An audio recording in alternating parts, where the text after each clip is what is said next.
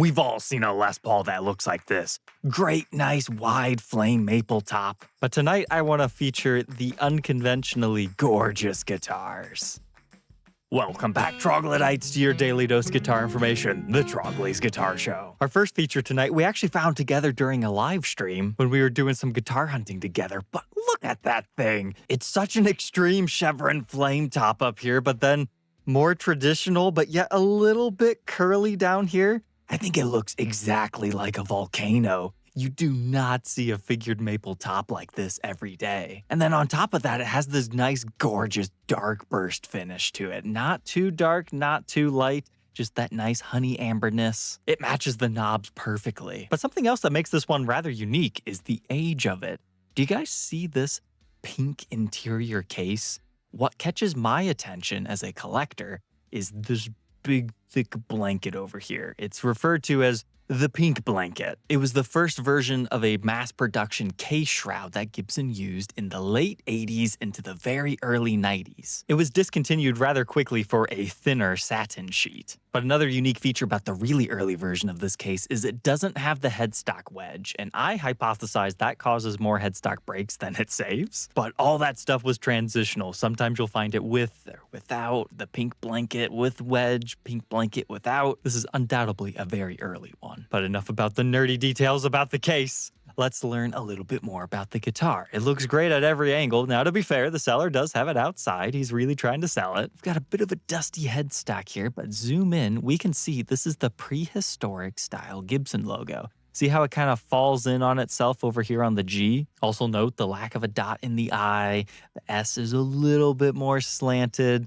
It looks strange, but hey, they were trying to do the 50s styling. You also might notice things like the Les Paul model silkscreen being a little bit high, but check out our serial number 00040. This could mean a lot of things. It could mean it's a 1960 reissue from the year 2000. Could mean the same thing from the year 2010, maybe even 2020. But with all the other specs and context clues of the case, we know that this is read 1990, and then its production number 40, which means it was the 41st guitar of this styling built that year. And when it comes to the prehistoric era of Gibson, that's before the custom shop opens in late 1993 and they start giving you the long neck tenon on the Les Paul reissues and some of the other more detailed specs. So anything made before the official opening of the custom shop is known as a prehistoric. So that means 1983 through early 1993 will fall into that category. Generally speaking, 83 to 84 are the most valuable because they still have the Tim Shaw PAFs,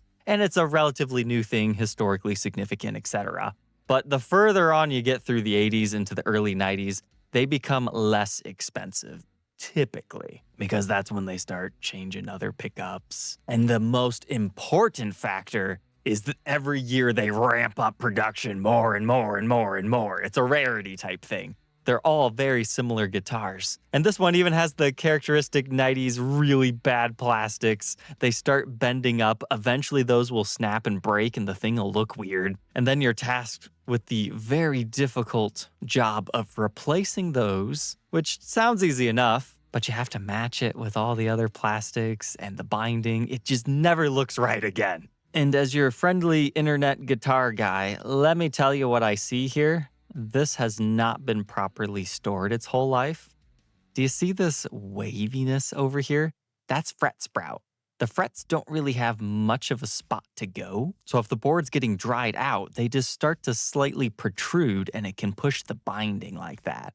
So if you ever see a small crack on the outside of your nib, that's what that is. Usually it's nothing bad. However, let's just say, that's not a good thing to see it this extremely. That's probably going to be slightly uncomfortable to play. So keep that in mind if you want to make the seller an offer. It seems to be a little bit more extreme the further down you go on the neck, so I guess it depends if you're much of a soloist or not. But here we go, the pickups we were talking about. This is the original Gibson USA Bill Lawrence design HBL HBR circuit board set. Nothing against them, they've just never really got a cult following. There's at least 2 different versions of these that I know of. One that reads about, I think it's like 16K ohms, the other set reads about 8. They have coil splitting abilities, but they weren't ever set up that way stock from the factory, but it's an option for you if you ever want to do it. But this particular 1990 is open to offers and is asking, $11,000, which I would not personally recommend that unless you absolutely fall in love with this top and 40 is your lucky number. But this is my first time reading his description. He's a first-time seller selling for a friend who's a senior. That makes sense. So they might just be guessing on a price of where they think it should be. Usually falls somewhere in the 4.5 to 7,000-ish range, depending on the top. This one's nice enough. I think it could fetch maybe 8,000 to the very, very, very, very right buyer. But right now, I think the $11,000 price tag is scaring anybody from making an offer. So that'd be my friendly advice to the seller, because it seems like they might appreciate that. But speaking of friendly sellers, tonight's episode is being sponsored by Sweetwater, a place that you can go to buy from all your favorite top brands in one place. It doesn't have to just be guitars. They've got band, orchestra, percussion, studio, computers, cameras, and a sales team to back all that up, which is quite an amazing feat to say the least. But being a guitar guy, my favorite thing about Sweetwater is they actually take photos of every single guitar above a certain threshold. I believe it's 600 or 800 bucks, but they tell you the serial number, they tell you the weight, they show you the kind of top. Or maybe you're weird like me and you're looking to see the back as well. They give you enough photos that you can judge. Do you like this wood grain better or that one? And sometimes you got to do a trade-off. Well, I like the back of this one better, but the top of this is good. They've got you covered there. They even have some zero-fee options for selling your used gear on their gear exchange. If you're cool with being paid with a Sweetwater gift card to reinvest it into more new gear. And don't forget about their monthly gear giveaway. You can utilize my affiliate link in the description to enter that. Thank you, Sweetwater, for being a continuous sponsor of my show. Now let's move on to our next unconventionally beautiful guitar. It's an SG Modern, one for the lefties. I've seen so many of these, but something about this dark streak right there. And once again, kind of volcano-esque patterns here. Mix that with that angelic blueberry burst finish. It's just very eye-opening. It feels like you need to take this guitar to church. But what's even great about a top like this is I would be willing to bet this also has a color shift pattern right there, but it's just every new angle the seller shows you, it just becomes even more gorgeous. And that's saying a lot because this is a lefty. Normally I'd be like, hey, this looks weird, but it's like, no, that thing looks fantastic. Someone needs to pick that up because it's even at a discount. Most of these SG Moderns, they just don't really do much for me. If you're buying strictly based on looks rather than playability, here's the average top for one of them. Now, to be fair, this one's a little bit older, 2021, has got lots of nicks and dings, but it's not one of the originals with the full-size Grover tuner. They swapped over to the mini ones to help fight neck dive. And yeah, somebody definitely played that thing on the back. Whoa. It must play fantastic on top of all that, too. I love this seller taking all the detailed shots, not leaving it up to surprise. I still think the top is gorgeous, though. Someone needs to buy that because it's $750 off a brand new one. $250 off the original 2019 price. But next up, brace yourselves. Japan listed this 2004 TV White Custom. And I know we've looked at one of these before, but just look at it. The thing about this being a 1957 reissue is the fact that it's carved out of one piece of mahogany. There is no dedicated top necessarily. So that's why the wood grain is looking so different on this one. But what makes this one extra fun is we get a little bit of waviness over here in our wood grain. It just adds a bit more character to it. Looks like we've got some tooling marks pretty much all along our ebony fretboard, which is a bummer, but they're really only visible when you have direct lighting on it like that. It's catching a ceiling light for sure. But on top of seeing that wood grain on the front, you also get it on the back. In my opinion, if you're gonna go for one of the mahogany constructed customs, this is the best way to go. You want to be able to see that grain. And somebody definitely loved playing that with a giant belt buckle. It looks like we've got Birchbucker 1 and 2 within there, wound by Fanseri. Oh, and if you look really closely, you can see our historic long neck tenon construction. $7,000 is a bit pricey, but hey, you don't see that every day, especially not from that vintage. Our next one's a little bit newer. I don't know if I would call it beautiful, but it's certainly strange and unique. So this is a Trini Lopez reissue.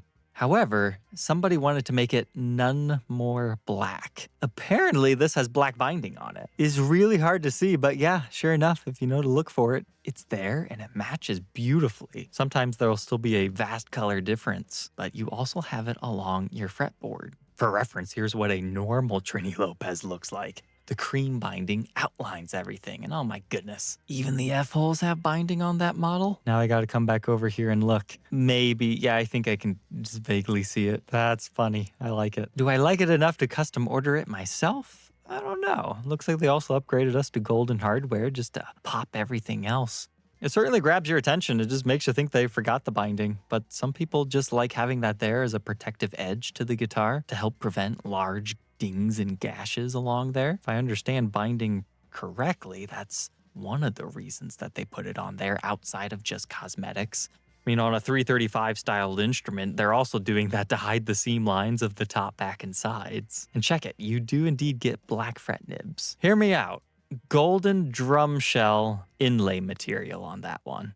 Next up, we're giving some love to the lefties again. Standard Premium Plus from 2012. We've documented enough of these 2012, 2013 Les Paul standards that hopefully you know how great they are, because this is one of the few Gibson USA Les Pauls to have a stock long neck tenon. But to find it lefty, and I believe this is at least the AAA top version, and you get the kind of slash-influenced finish. I just thought that was worthy of sharing. I mean, it's a regular top, but for that era, it's very nice. And was most certainly a premium option that somebody shelled out big time for. So $26.50, willing to accept an offer. Could be a good deal if you can haggle them just a little bit. Next up, the guitar bar listed a $79.25.50. I saved this one in my watch list because I noticed one part that was rather unique about this. However, now that I'm looking at it a second time, I missed a lot of things here. So what I noticed on my first go around was the really super ambered over lacquer, which let's just say most 2550s did not get played extensively. They were kept as collectibles. But the other thing I noticed up here is it's got the flip out crank winding tuners. Now, those technically came out around 1977. The Les Paul Artisan is actually the very first model to briefly feature it on select editions. Although, generally speaking, you don't start to see them until the early 80s on everything else. So this one being a 79, the odds of those tuners being stock on this guitar are pretty low. Something else I can tell you just by looking at this, the knobs have been replaced. Those are not the correct styling for the numbers, and they haven't aged. They should still age if they were original from 79. It's not till the mid-80s when that starts to change.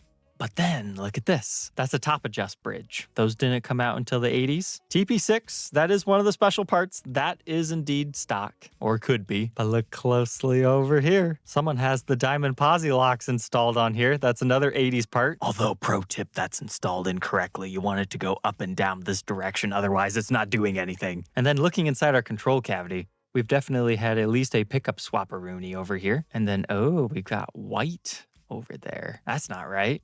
What's our pickups in this thing? T-tops. We should have the Series 7 pickups. So that means somebody has added a coil split out of these, which means they've modified this set of T-tops. And while they're at it, they refretted it with super ultra jumbo frets. And you want to know something else cool about this one? It was originally a Japan edition. Now, I know that sounds fantastic and whatnot, but it just means it was originally shipped over to Gibson Japan. They get these little additional decals on the back. It's always fun to see. So when I first saw that, I thought, well, you know, maybe, just maybe, they were like, let's try out these prototype parts on a small batch run, send them off to Japan, see how people think. But after seeing everything else on this, yeah, that was definitely just replaced by someone at some point that wanted to upgrade to the latest and greatest things. I'm curious how well the seller did here, though. So I came down here, and that seems like really fancy language. How about you just say, hey, these are not original T-tops, but they're slightly error correct. But to be honest, T-tops, they're better than the original Series 7s in my opinion. And it does look like they disclosed the refret. And oh, nice, they did get that right for the tuners. I mean, that's a great upgrade. They're worth way more. If you're interested, feel free to make them an offer. They're asking a little over $6,000 though. And to end out tonight's episode, I just wanted to share this Ormsby. It's not the usual style we share on the show. We did do an Ormsby Shark once though. But I dig this paint job because the pickup nearly looks like it's a part of it, especially just from a couple of feet away. And the illusion of having no pickup at all is just hilarious to me. But it looks like that illusion gets broken quite quickly once you